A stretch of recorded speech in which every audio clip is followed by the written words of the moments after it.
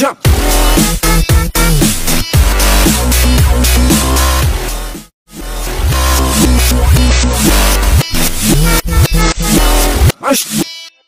topik Kalau kau. saya dengar-dengar tadi topik kalian itu tentang Belanda ya kan, topiknya. Udah itu nggak usah dibahas lagi, itu tadi udah sama Maksudnya Pak Mario, kalau nanti kita bahas dilanjut. Belanda di sini, kita Biarin aja, nggak apa-apa. seolah-olah ingin memecah belah begitu. Kalau kita bahas Belanda di sini, Kok bisa? gitu. Kok bisa Ya pecah? iyalah, soalnya tadi yang kalian bahas itu kan memojokkan bahwa Belanda itu memang asli mengikuti ajaran Biblos tadi kan ya, dalam menjajah Indonesia kan, seperti itu ya. Oke, silakan, silakan Bang Hadi atau Gurunda, silakan. Biar jelas dia, biar apa ketemu titik terangnya. Saya 1 menit saja sebelum Banyuma. Yang jelas, yang Belanda itu masuk Nusantara itu 3G ya. Tuh, ya membawa Bible.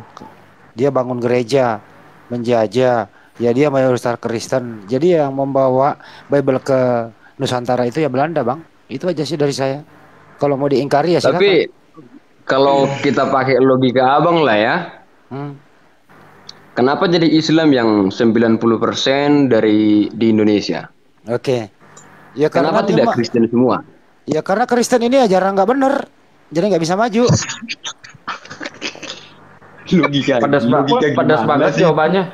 Pedas jawabannya. Apa sih nggak nyambung logikanya? Tadi Kalau bener laku, Bang. tadi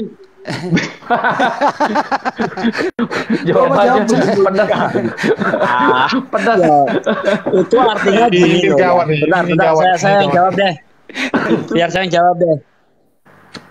Itu artinya iman umat Islam di Indonesia ini tangguh. Walaupun sudah dijajah 350 tahun. Ya. Tetap saja mereka tidak berhasil untuk menyebarkan Kristen kepada orang Islam di Indonesia. Itu imannya tangguh. Dengan kekerasan juga nggak mempan, dengan bujuk rayu juga nggak mempan, ya, dengan berbagai macam cara termasuk menggunakan Indomie dan sebagainya, dengan hamilisasi, hamilisaya, nggak mempan semua itu. Padahal Kristen ini agama yang ditawarkan dengan manis, ya kan? Cukup percaya Yesus, datang ke gereja seminggu sekali, masuk surga. Kalau dibandingkan dengan Islam yang begitu rumit ketika menjalankan ibadah, seharusnya bisa tidur nyenyak di pagi hari, dibangunin dingin-dingin berwudu, kena air untuk sholat. Seharusnya tidak merasa kelaparan selama sebulan, ya, di Islam disuruh berpuasa selama sebulan penuh. Tapi kenapa ya, kok ini justru orang-orang Islam ini semakin kuat imannya gitu loh. Padahal rumit aturan-aturannya kalau dibandingkan dengan Kristen kan. Nah, karena akal sehat kita main. Antara iman dan akal di Islam itu sejalan. Ya, otak kita ini akan menerima dengan apa yang diajarkan Islam begitu loh, Bang. Sementara saya lihat apa yang diberikan Kristen kepada kita itu bertentangan dengan akal sehat kita, Bang. Makanya mayoritas Islam di Indonesia ini ya menolak Kristen, walaupun dengan cara apapun tetap Kristen tidak bisa menjadi mayoritas, Bang. Begitu. Oke, silakan Bang Julius. Tadi jawaban Bang Handi keren, Silakan Bang Julius. Nggak tahu aku mau jawab apa lagi, karena Bang Handi udah bilang gitu kan, produknya nggak laku, udah selesai gitu kan, karena produknya kurang bagus, nggak laku. Ya. Singkat tapi medesin. Ya. Lanjut Bang. Jadi kalau kita bicara sejarah ya, Belanda itu kan sudah berusaha, tetapi kembali lagi gitu kan, yang namanya usaha belum tentu berhasil. Ya, terbukti yang berhasil dijadikan Kristen rata-rata itu kan memang dari penyembah pagan. Ya contohnya Batak ya, karena kan dulu kan Batak itu ya bisa dibilang formalin gitu kan, dari animisme, dinamisme. Jadi kalau saya mengutip kata-kata beberapa teman-teman ya pagan ke pagan cocok dia. Kalau ke Islam berat gitu, Bang. Apalagi kalau yang suka makan babi gitu kan. Contoh kan daerah-daerah tertentu itu memang mereka suka makan babi sama minum minuman keras gitu. Ada minum tua gitu. Jadi kalau dibilang tiba-tiba nggak boleh makan babi, nggak boleh minum tua, gawat itu. Ya, jadi agama mana yang masih bisa? Ya Kristen masih bisa ya. Ke Kristen lah. Jadi seperti itulah yang terjadi. Sekarang gini lah. Saya dulu belajar sejarah. Putus-putus suara dia. Nah, di buku itu, yang buat buku sejarah kan pasti orang Indonesia ya. Nah, di sana dipelajari kalau Belanda dan Portugis ke Indonesia bukan menyebarkan agama, tapi mencari rempah-rempah. Itu cuman ya pas mereka di sini kan ya nggak mungkin lah mereka karena mereka Kristen, nggak mungkin nggak bergereja begitu. Tapi beda kalau Arab dan India ke Indonesia, memang menyebarkan agama langsung visinya. Nah, kalau Belanda itu ke Indonesia bukan menyebarkan agama, tapi mencari rempah-rempah. Kalau misalkan Belanda ke Indonesia menyebarkan agama, 100% yakin saya Indonesia ini pasti Kristen. Oke, silakan Guru Yakin. Juma dijawab, Guru Nda. Biar dia paham. Buktinya kita lihatlah tadi pembahasannya Spanyol tadinya Muslim, Cordoba, sekarang jadi Kristen kan? Iya. Kita jawab dulu ya. Filipina Kita jawab dulu tadinya ya. Islam jadi Kristen kan? Oke, kita jawab dulu ya. Silakan Guru Nda. Jadi, oke, dijawab. Iya, baik. Dan Jadi kalau gini lagi. gimana? Dan yang Gimana? saya tahu, Belanda itu bukan hanya mengambil rempah-rempahnya, artinya bukan memiskinkan Indonesia ya. Dan Belanda itulah yang membuat semua PLN, pembangkit listrik, mulai PLN dari apa itu PLN? PLN, maklumi pembangkit PLN. listrik, PLN, lampu. Jadi artinya mereka bukan hanya memiskinkan. Jadi mereka membangun sekolah, membangun listrik, membangun pabrik gula, semuanya lah. Jadi Iya, karena mereka artinya tinggal di sini mereka juga, nanti ada memberikan listrik mereka. apa? Ya, udah silakan jangan kepanjangan dulu, silakan dijawab dulu Guru Nda ini si PLN ini. Heeh. Ya, jadi kalau berbicara mengenai Belanda gitu ya, tidak menyebarkan agama, tapi kemudian hanya mengambil rempah-rempah. Tapi faktanya itu berkesesuaian dengan apa yang ada di dalam kitabnya orang Belanda. Di dalam Ulangan 20 nomor 10 sampai nomor 18. Nah, pertanyaannya sebelum jauh, Ulangan kan perjanjian lama. Terus? Itu kan kitabnya Yona apa kan Yahudi kan? Belanda Yahudi enggak? Oh gitu. Jadi perjanjian lama ini bukan kitabnya orang Kristen rupanya. Kitab orang Kristen, tapi itu kan adat dan tradisi Yahudi. Oh gitu. Nah, Kristen itu beda kan Kristen dengan Terus apa? Yahudi. Terus Beda apa kan hubungannya Kristen kitab? dengan Yahudi? Iya, terus kenapa kitabnya Yahudi ada di kitabnya Kristen? Nah, karena Yesus itu tidak langsung serta-merta perjanjian baru gitu. Jadi sejarahnya dari perjanjian lama itu, dari kitabnya Yahudi itu sejarahnya. Jadi nggak bisa diambil langsung di bagian Yesusnya atau tahun 1 Masehi gitu. Jadi harus sebelum Masehi dulu. Jadi yang kitabnya Yesus yang mana? Perjanjian lama atau perjanjian baru? Kitabnya Perjanjian Yesus. baru. Kan di perjanjian baru Yesusnya. Nah, Yesus itu mengamalkan yang mana? Perjanjian lama atau perjanjian baru? Nah, kalau di perjanjian lama, di tradisi Yahudi, kau mencuri, kau disalib. Buset. Kalau di perjanjian baru? Itu tradisinya orang Yahudi. Makanya kalau di perjanjian baru mencuri diapain? Yesus itu turun supaya tidak seperti itu lagi, supaya tidak seperti hukum Yahudi lagi. Kalau kita pergi ke Yahudi sana, mungkin tradisi itu masih berlaku karena mereka mengambil perjanjian lama. Saya tanya sesuai pernyataan saudara, kalau orang mencuri di tradisi Yahudi perjanjian lama potong tangan. Kalau di Kristen pencuri itu diapain? Lah, itulah tujuannya. Pencuri itu di dalam perjanjian lama diapain menurut saudara?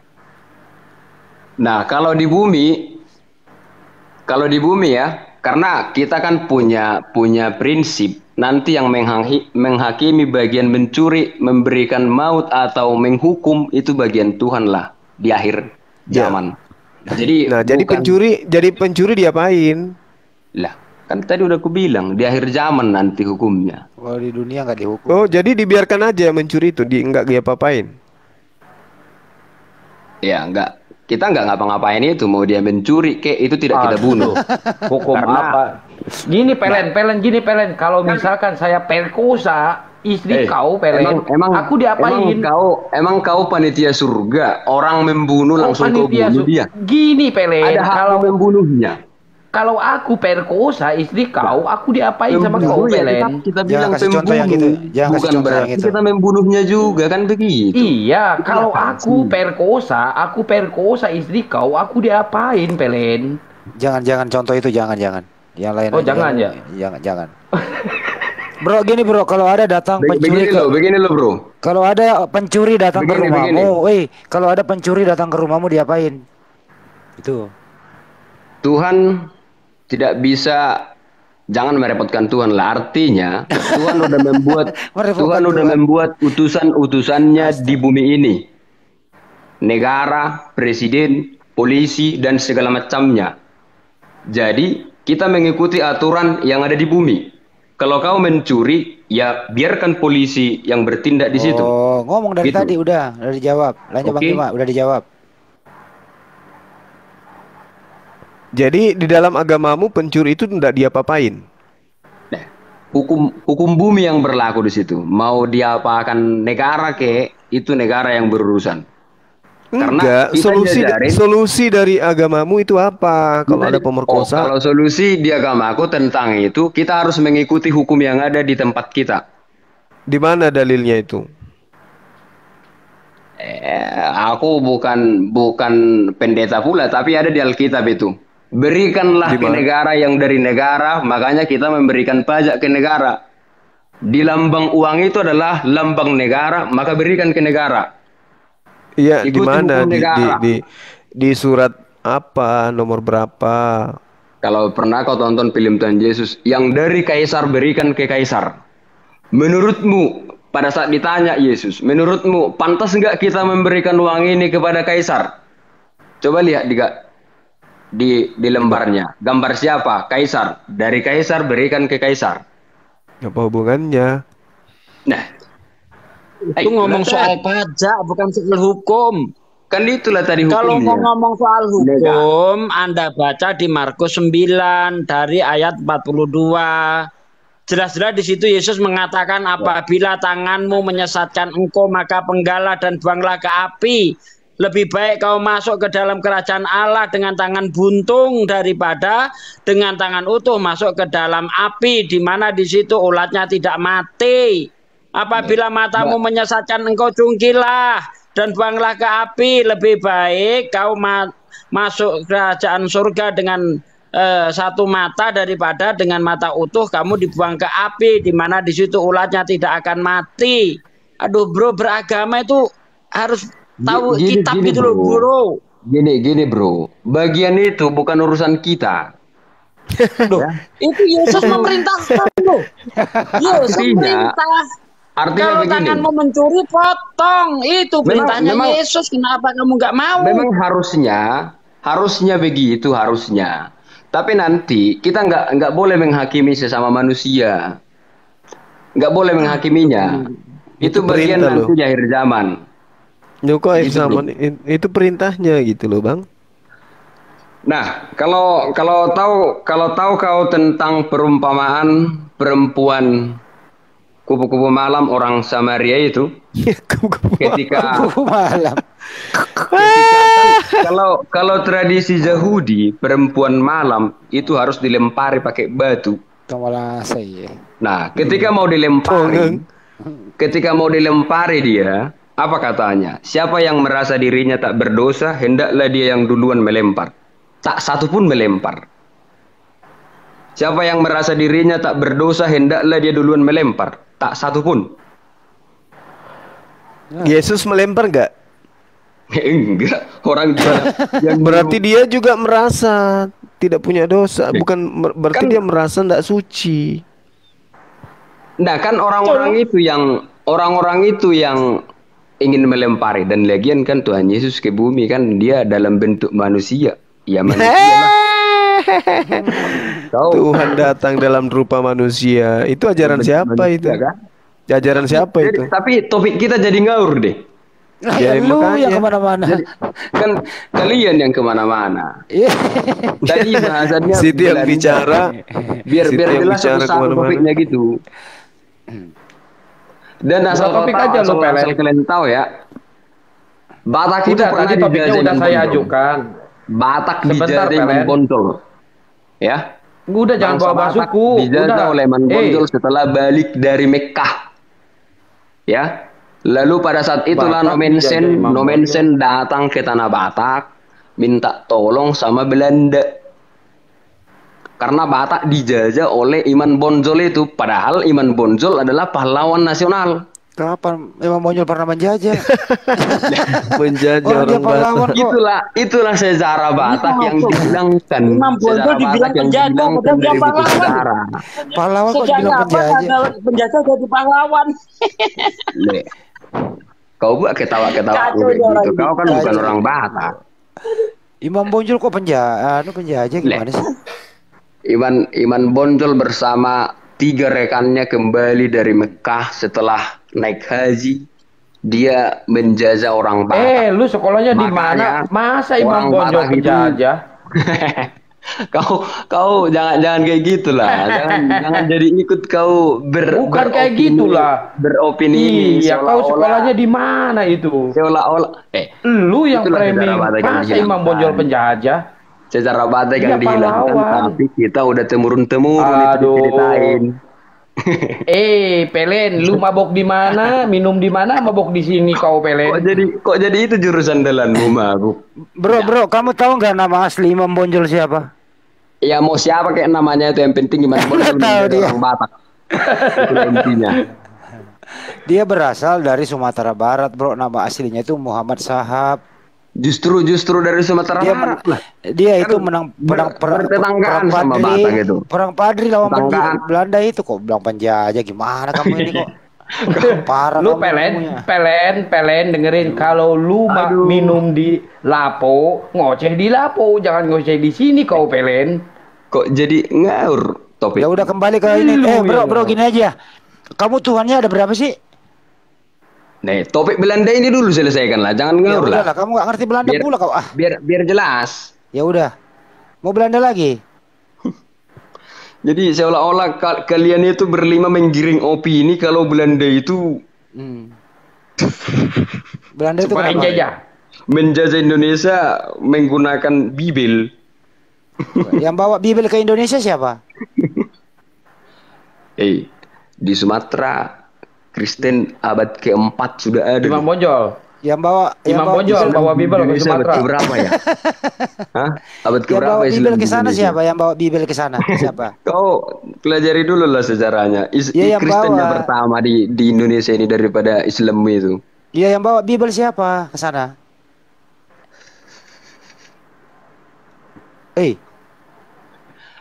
Terus Helen, abad yang bawa keempat, Bibel siapa? Belanda udah ada nggak di Sumatera? Iya, yang bawa Bibel ke sana siapa? Nih, ya tanya lah yang Kristen yang di Sumatera itu dulu, abad keempat. Jadi kau berarti kau nggak tahu. Harus diketahui lah bro, yang datang abad keempat itu siapa, namanya siapa, bangsa mana gitu loh. Kamu harus membuktikan, bukan kita yang harus cari tahu siapa namanya. Lah, Hah? kok nanya nama? Loh. Kan jadi ngaur Ya pembicaraan iyalah, ini. harus diketahui. Paling tidak dari bangsa mana, itu tercatat di mana, gitu loh. Itu baru debat akademis, bukan asumsi seperti itu. Kau pun berasumsinya, kau semua pendapatmu nggak ada yang jelas. Asumsi apanya? Ketika kita ngomong penjuru Belanda bak itu kuat, menjajah, dia betul ada ini. perintah di dalam Bible, memang ada perintah. Bro, Ya, kamu termasuk menjadikan orang yang terjajah itu menjadi budak dan kerja rodi itu ada perintah di dalam kitabmu. Kau macam Gitu loh. kau melupakan begini loh. Iya. Apa? Kita orang Indonesia ini hanya membaca translatean dan yang mentranslate pun orang Kristen juga. Tapi berkor-kornya minta ampun gitu. Kamu harus sadar kalau dulu Islam itu bodoh. Ya. Harus tahu itu. Jadi semua kitab-kitab itu yang mentranslate orang Kristen. Jadi bodoh itu yang mentranslate bodoh. Lalu setelah membaca Yang mentranslate translatean Quran orang itu Kristen gitu? berkor-kor lah kalian semua. Mentranslate Quran orang Kristen gitu. Aduh, lo belajar di mana? Justru Kristen itu pernah mengalami zaman kebodohan. Nah ini kamu tahu enggak nih? Ketika orang itu dekat dengan Bible, begitu percaya dengan Bible, dia mengalami zaman kebodohan. Anda ngerti enggak? Ini datanya ada. Di abad-abad pertengahan, seorang ilmuwan yang namanya Galileo itu dihukum oleh gereja. Karena apa? Bertentangan dengan apa yang dinyatakan gereja, dinyatakan Bible. Menurut Galileo, ya, pusat tata surya itu matahari. Tapi menurut Bible, pusat tata surya itu adalah bumi. Nah, ini jadi kacau. Ini dia. Kalau memang matahari itu, ini oke. Kalau memang matahari itu pusat tata surya, kenapa bulan bumi dibikin? Matahari dibikin hari keempat, matahari sudah ada sebelum itu. Coba. Oh, dari situ. Pak Robert mundur nanti ya, sebentar ya, tunggu dulu Pak Robert. Ini diberesin dulu si Pelen ini. Bagaimana mungkin gini loh. Pusat nongolnya belakangan gimana sih? Pusatnya nongol duluan, baru di bawah-bawahnya gitu loh. Saya ada datanya Bang. Kalau tentang data apa? Masalah itu loh. Kan tadi kau bilang Belanda menjajah berdasarkan isi Alkitab itu karena ada tertulis begitu ya. Nah, di kitabmu pun Bang, di kitabmu kayak gitu juga ya. Kalau tidak diberikan pajak dibunuh. Mana ayatnya? Kalau tidak diberikan pajak dibunuh. Lalu minum di mana? Itulah yang kalian klaim itu bahwa datanya orang mana? di luar Islam itu dilindungi. Kayak kita orang Islam gitu loh, kasih data, ini datanya, langsung kita cek. Tunggu, nah, nanti saya cari lagi ya. Soalnya ini udah lu cari aja dulu sana, lu turun dulu. Bukunya udah ditranslate Christian Prince semua. Udah. Translate. Anak buahnya si di mana? Udah nggak bener ini orang. Nggak bener ini orang. Anak buahnya si CP. Pantas ngaco. Minum di mana? Ngoceh di sini lu Pelen. Kok ada orang hidup kayak gini ya? Selamat malam Mbak Amanda atau Bang Amanda. Selamat malam. Selamat malam. Selamat malam, Amanda. Banyak suaranya. Oh, jeda malah. Ini ada Pak Robert, gimana ada Pak Robert nih, mau naikin dulu Pak Robert. Naikin aja ya.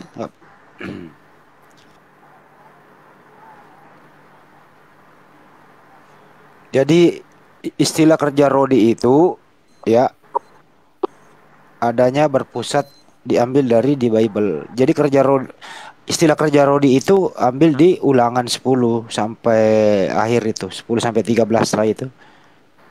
Ulangan 10 itu. Istilah kerja rodi. Selamat malam Pak Robert. Selamat pagi. Waduh Pak Robert Wandur ini mah laki-laki malam ini. Udah lewat malam ini. Ya, dilanjut pembahasan tadi Pak Robert. Kita nyambung aja tadi langsung. Saya dengar masalah apa itu? Belanda. Halo? Kedengeran? Iya, iya, Belanda, iya, iya. Belanda.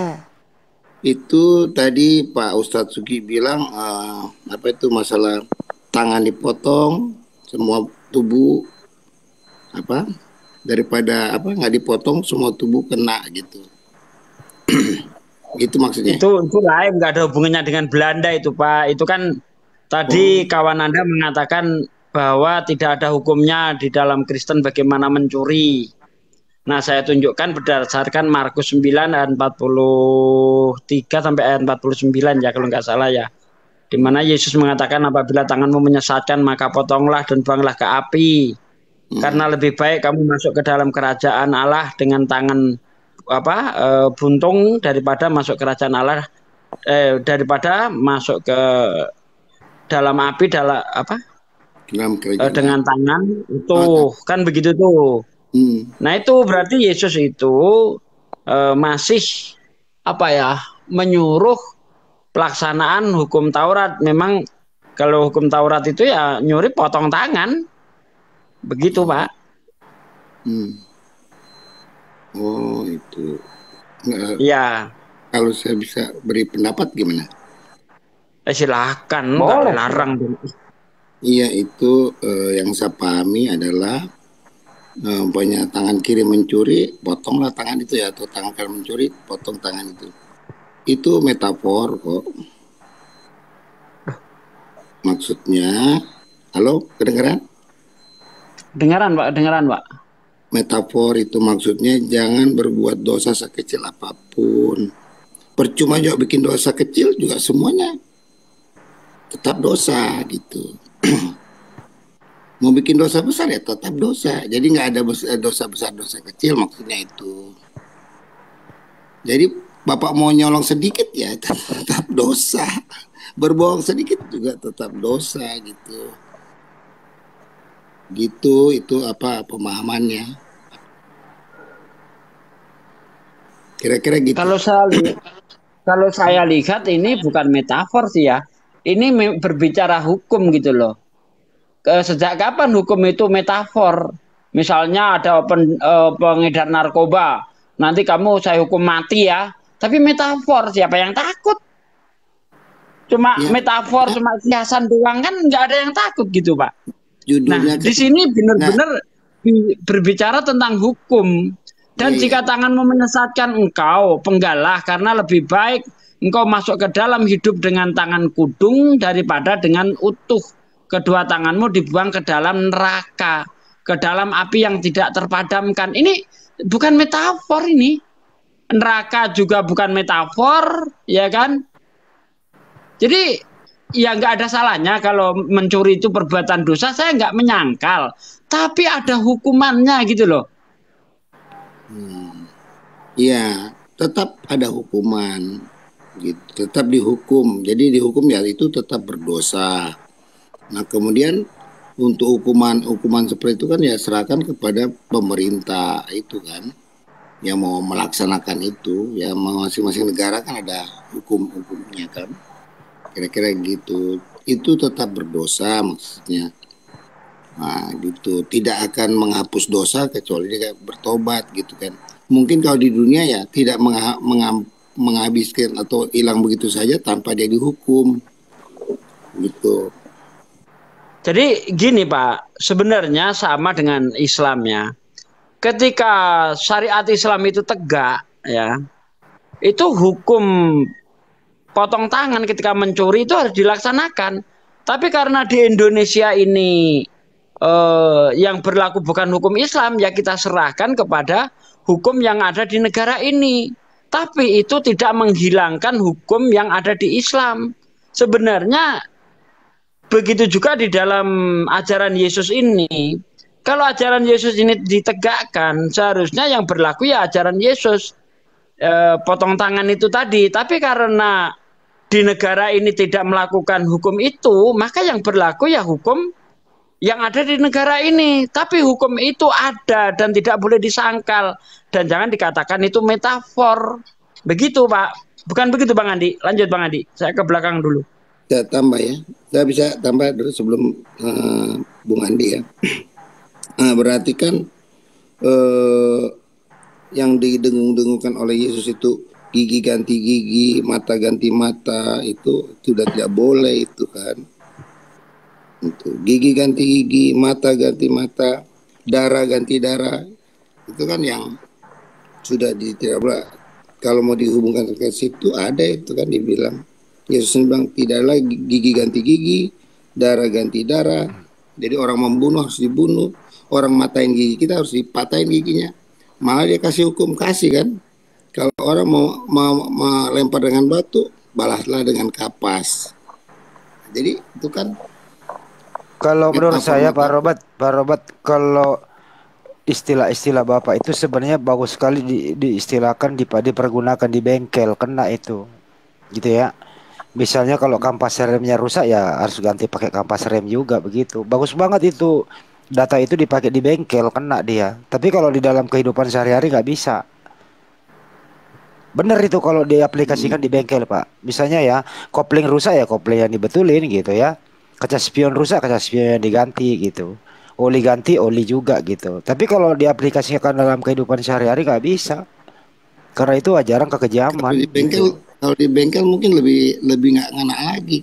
Kenapa, Pak? Bayangin, kanvas kita dilempar pakai batu, balas dengan kapas. Kalau di bengkel kan kanvas rusak harus ganti dengan kanvas. Iya benar, Pak. Bukan diganti sama kan yang lain. Kan di bebel gigi ganti gigi, Pak. Jadi artinya apa? Kalau kampasnya rusak ya ganti kampasnya. Kerja kena Pak itu. Bilang tidak lagi berlaku gigi ganti gigi. Oh, tidak berlaku lagi. Tidak lagi berlaku darah ganti darah. Tidak lagi berlaku kejahatan dibalas dengan kejahatan. Kalau di bengkel diterapkan itu nggak kena. Kampas rem rusak ganti ganti yang lainnya. Nggak malah makin tidak kena gitu, Bung Andi. Oh, jadi ajaran sekarang ajaran Yesus kan itu. Jadi nggak berlaku lagi Pak, gigi ganti gigi ya. Tampar pipi kiri kasih pipi kanan, nggak berlaku lagi ya Pak. Iya, kalau dia tampar pipi kiri kasih pipi kanan, jadi jangan membalas. Iya artinya itu Pak, apa yang rusak itu yang diganti. Oh. Cocok di bengkel itu. Jadi, apalagi di bengkel meeting. Ganti gigi itu di bengkel. Tapi semua tidak boleh. Serius Pak, gue ini menganalogikan menempatkan kepada tempatnya begitu. Tapi kalau diaplikasikan dalam kehidupan sehari-hari nggak kena. Karena apa? Ajaran kasih gigi ganti gigi, tampal pipi kiri kasih pipi kanan nggak bisa. Tapi kalau diaplikasikan ke bengkel kena tuh barang gitu loh maksud saya. Tapi Bang Handi kalau kalau istri ganti istri gimana Bang Handi? Ya kalau istri udah cerai ya ganti lagi. Tapi kalau enggak jangan dulu kalau nggak sanggup. malah makin nggak kena lagi. Kan istri ganti istri atau gigi ganti gigi tidak boleh. Bang Yeselap silakan kirimkan undangan Bang Yeselap biar nggak ngantuk Bang Yeselap, ayo. Ya udah aku juga udah ngantuk ini sepertinya nih. Santai aja. Iyalah santai lah Pak Robert. Menurut Pak Robert tadi ini percaya nggak sih kalau Bible itu dibawa oleh Belanda masuk Nusantara Pak?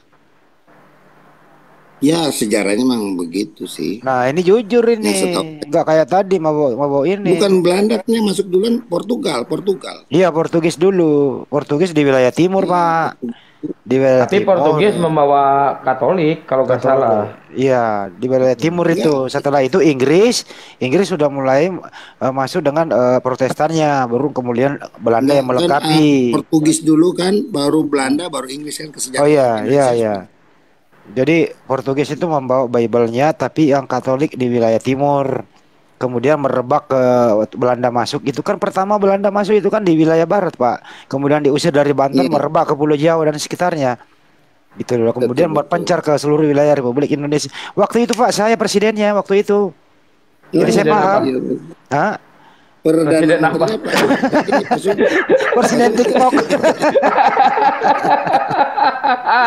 Untung tidak ada si Pelen. Kalau ada si Pelen ini pusing ini. Jadi jadi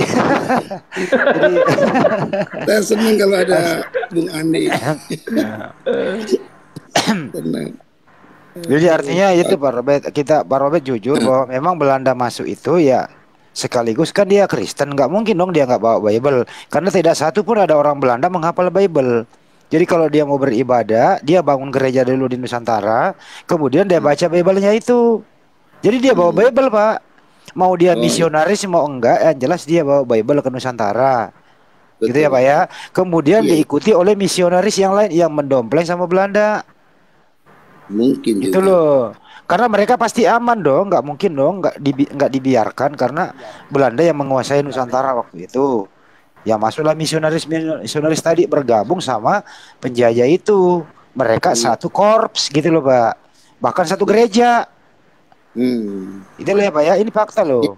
Sejarah itu, Sejarah. Nah, kemudian setelah Belanda pergi ke Nusantara, Bible-nya ya pasti ditinggal, ajarannya tertinggal, Bible-nya tertinggal, gerejanya tertinggal. Inilah yang dianut oleh sekarang Pak Robert. Begini. Iya betul. Jadi ya betul. Orang Kristen kan diwajibkan kemana-mana bawa Alkitab gitu. Ya itu. Khususnya Protestan ya. Harus bawa Pak karena nggak dihafal. Berbeda kami dengan umat Islam ya. Kita kemana-mana nggak perlu bawa Al-Quran. Kita sholat ya kita hafal di kepala. Kalau teman-teman Kristen kan di mana-mana pergi ya harus baca.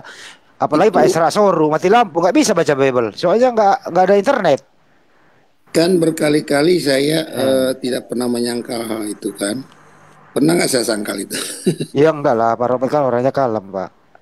Saya bilang kehebatan daripada saudara-saudara Muslim itu dia menghafal Al-Qur'annya, malah coba lihat di debat-debat, saya terus terang jujur pendebat-pendebat atau bukan debat ya, itu apologetnya itu lebih banyak yang tahu ayat-ayat Alkitab ya. Pak Robert Pak Robert begini ngomong kayak gini ada Banjuma satu satu perguruan nih. Enggak. Kapan saya pernah menyangkal itu? Kan kita sudah mau 3 tahun, Bung Andi. Karena satu suhu ini. Pak Juma keluarin jurus Bang Juma. Tapi guru dilawan nggak boleh. Saudaraku. Mau durhaka kita, nggak bisa durhaka kita sama. Kalau dibanding sama saya kalah lah kalau hafal Bible sama beliau. Nah, cuma memahaminya ya memang berbeda pemahaman dia. Persepsi beliau terhadap Bible ya sering ada sama, tapi banyak yang berbeda dengan persepsi saya mungkin begitu. Persepsi bagaimana sih suhu? Pemahaman ya. Tapi bagaimana perkembangan ini sekarang? Bagaimana perkembangan perguruan? Aman Pak Robert? Ya, alhamdulillah puji Tuhan. Besok saya malah mau menatar wasit se-Indonesia, ada 1000-an orang tuh. 800 sudah 1500 lah yang mau ikut tuh. Saya ada peraturan baru di Makassar mulai tanggal 5. Ketemu Bang Juma dong nanti. Nah, itu yang jadi bisa. Nah, kalau bisa juga beliau bisa ikut, saya sarankan karena peraturan baru. Jadi ikut aja di peserta. Sangat baik. Tapi boleh nggak sambil ikut Bang Juma di situ sambil Bang Juma menginjili boleh? Boleh. Kalau ada boleh Bang Juma. Kalau saya pribadi boleh. Boleh. Saya tanya dulu sama teman-teman. Kalau saya izinin kalau saya pribadi ya. Dipusatkan di Makassar, Pak Robert, tanggal 5 nanti, 5 bulan. Oke, monggo kan bagus. Tanggal 5 bulan berapa nih? Udah letih ya? Apa? 5 bulan 3. 5 Maret. Tanggal 5. 5 Maret. Bulan depan. Maret. Iya. Jadi nanti kita kasih. Habis 5 Maret, ya habis itu kan tanggal 13 ke Filipina itu kan ada check-up. Nah, kemudian nanti SEA Games-nya di Kamboja ya. Pak Robert ke sana. Bulan 5 ya. Jadi mungkin ke saat ya kalau Tuhan mengizinkan mungkin ya semua program-program itu bisa kita ikuti. Ya udah. Nomornya Pak Robert masih itu ya. Masih. Ya udah. Nanti ketemu di Makassar lah nanti. Oke. Iya, saya rindu banget ketemu sama saudaraku itu. Saya Ya udah ngomong langsung, orangnya ada di sini. Kenapa sih takut sebut namanya? ada.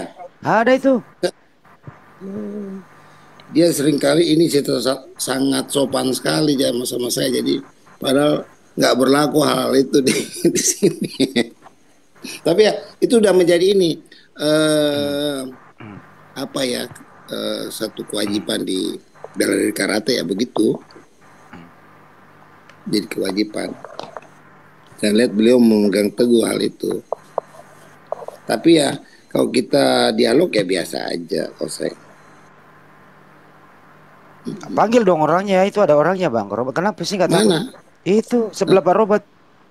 Oh iya. Apa kabar saudaraku Juma? Oh, Sensei baik, alhamdulillah. Ya. Sensei Yang saya ini sehat, sehat. Iya, betul Sensei.